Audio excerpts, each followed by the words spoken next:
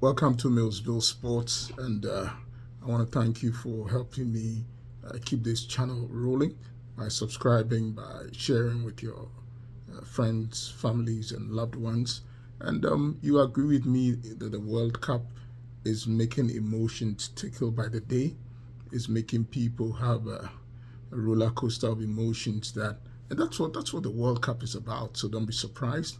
Remember, I told you that the surprise charts will keep on building up each and every day of the World Cup. And I gave you a rundown of some of the things that had happened in past World Cups. So when you look at those past events, it should give you a prediction about what is to come. Now, Japan surprising Spain by 2 goals to 1, but that was a very controversial win because VAR came up with some things that many fans thought shouldn't have been.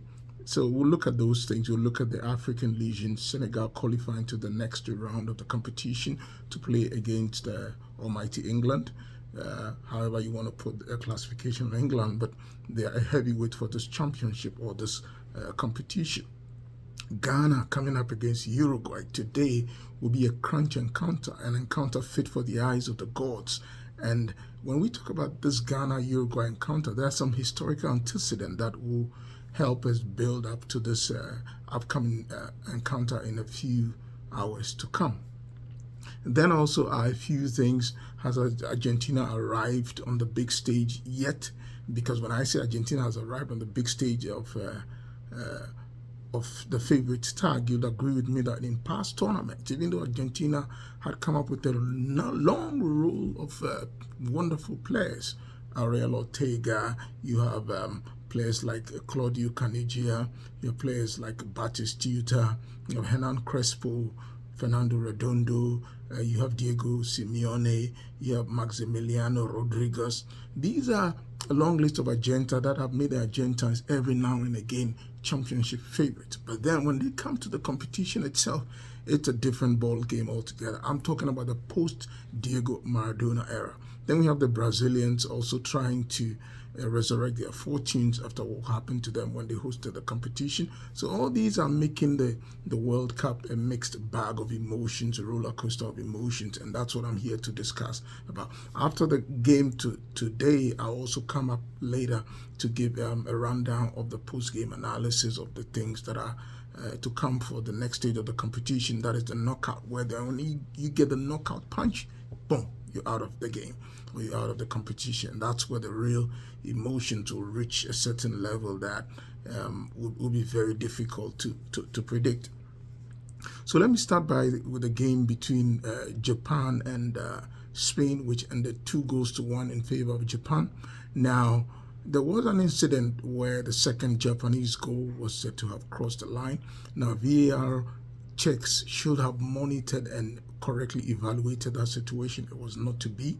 Now, do you expect that in this age of the competition, or in this age or era of modern tech, where a lot of video analytical tools, a lot of camera techniques, a lot of ball sensing technologies are out there, remote sensing technologies, which gives a feed to behind the scene monitoring of the game, you'd expect that that second goal by Japan should have been ruled out, but it was not to be. Now, when this happens, it feeds into the narrative that this competition is a mixed bag of controversy, and we don't want to see that, especially in the year 2022 when FIFA has invested a lot of money into technology to make sure that the game gets the best of gets the best of officiating, get the best of calls and rulings here and there. You'd expect that FIFA and its officials would do better. Now, again, 2022, before the tournament, FIFA came up with so many things that are to make the game better. But one thing about soccer is that when you try to take out too much of that split-second emotion, that split-second fit, or I'll call it peradventure, then it means that you're trying to detach the emotion of fans from the game, and that's what is going on, because you have referees, you have officials, as I call them, you have officials who are supposed to know better, but because any technology depends on human judgment, depends on human analysis, depends on human corrective measures. The VARs, the video analysis, are not foolproof on themselves. And that's what we're seeing. People are making the calls for VARs and they're getting them wrong most of the time. And that's what's making is spicing up the controversy meal for this tournament, which I think shouldn't have been. So I'm calling on FIFA to take a step back, review some of their games, review some of the officiating decisions of the referees, and make sure that as we enter the second stage of the competition, which is the 1/16 stage, when emotions will reach levels unparalleled, would expect better officiating from FIFA, and that should calm down the other or zip down the other controversial things that surround the competition. But hey, this World Cup will be one of the best. You know why? For the simple reason that a lot of the stadia that the games are being played in are within a certain peripheral. They're within a certain radius. So that close contact, that close bonding between fans is something that is unprecedented, something that hasn't happened before. So after this competition, you see that within that cross-split radius kind of distance contact or close interface between fans, because when a fan travels from one stadium to the other, they are within a certain close quarters. In past competitions or in past World Cups, we've seen World Cups where one stadium or one group or a certain group of teams are based in one city, and then maybe 100 kilometers or 200 kilometers you have another group based. This is not like that. Within 15, 20, 30 kilometers, 40 kilometers, all the stadia are within a certain radius. So it makes it good for close bonding, close contact, close interface between the fans, and there's that cultural mixing bowl of emotions, cultural mixing bowl of people from different countries getting into each other and, you know, spicing up the tournament to levels unparalleled, to levels unknown. So that's my take on that side of the tournament. So far so good. Put the controversy aside, put everything aside. Let's enjoy the tournament as it is. Now for the tournament itself, now games coming up today, Ghana against Uruguay. It's going to be a crunching encounter. It's going to be an encounter, like I said, fit for the eyes of the soccer gods. An encounter that will many call, is it going to be a repeat or revenge? But I see it this way.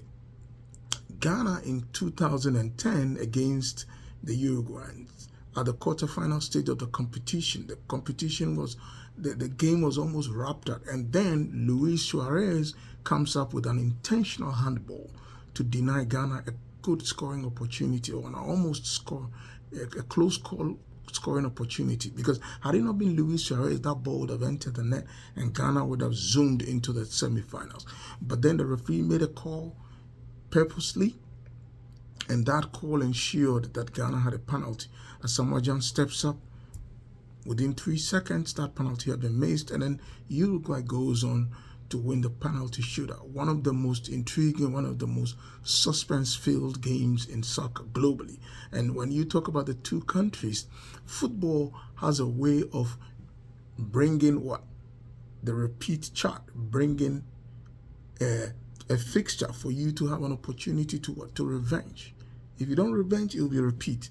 But for Ghana, I call on Ghana, because I'm a Ghanaian players not to go into the game with that mindset of revenge, because that will put immense pressure on the what? On the Ghanaians. Now it's come out that Luis Suarez in interviews granted has stated that he's not sorry, he's not gonna apologize for the handball incident because he believes that the referee made the right call and the Ghanaians missed the penalty thereof. Now that is the mind game being started.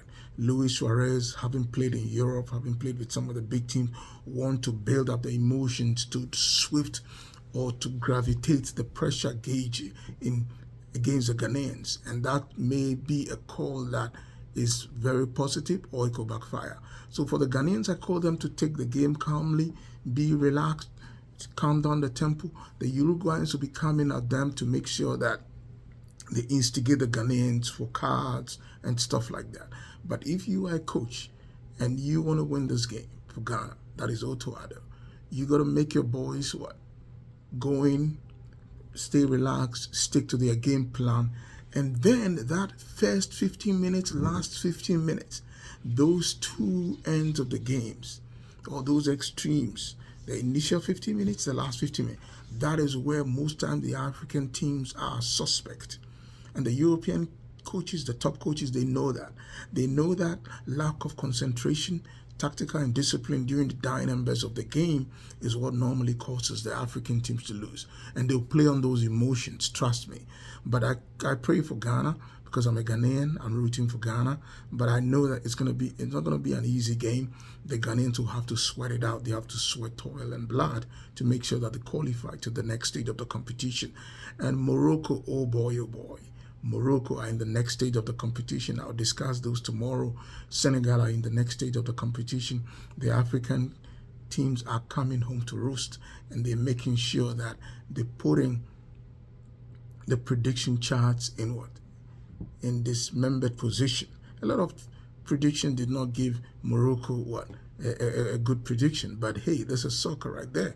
I mean, I've always mentioned that winning is not a sole preserve of the favorite. So there is Morocco in the next stage, Senegal in the next stage, will Ghana join the United States of America in the next stage of the competition. And we'll be assessing their game also tonight when I come up with another analysis, a peek into the round of 16 to see which games are the toughest and which games will give us a wonderful set of roller coaster of football emotions. Stay tuned in, subscribe to my channel, share with friends, family, and loved ones, because the World Cup is to be enjoyed. It comes every 4 years. And then remember that you don't have to give your heart to football or soccer, because at the end of the day, you got to live on, you got to enjoy it, but then remember that football is just a game. It's a game, it's a recreation, it's business, all right, but you have to make sure that you don't give your heart to the game. You don't make your heart gravitate towards an extreme position that your team cannot lose, you cannot draw, or can only win. That's how I put it. So thank you for watching this video. This is Millsville Sports, where, like I said before, I'll be giving you 2 weeks. I'll be giving you an analysis, comments. I welcome any suggestions. Are welcome to make this channel better. Even after the World Cup, I'll be extrapolating this channel to give my viewers a wonderful analysis of sporting events, boxing events coming up, track and field or athletics, any other thing that I feel I have a good command of in terms of historical antecedent, I have a good command of in terms of the analytical brain. I'll come here to give my thoughts on it. Cheers, I'm out of here, and remember to subscribe, remember to share with friends and family. Enjoy the games.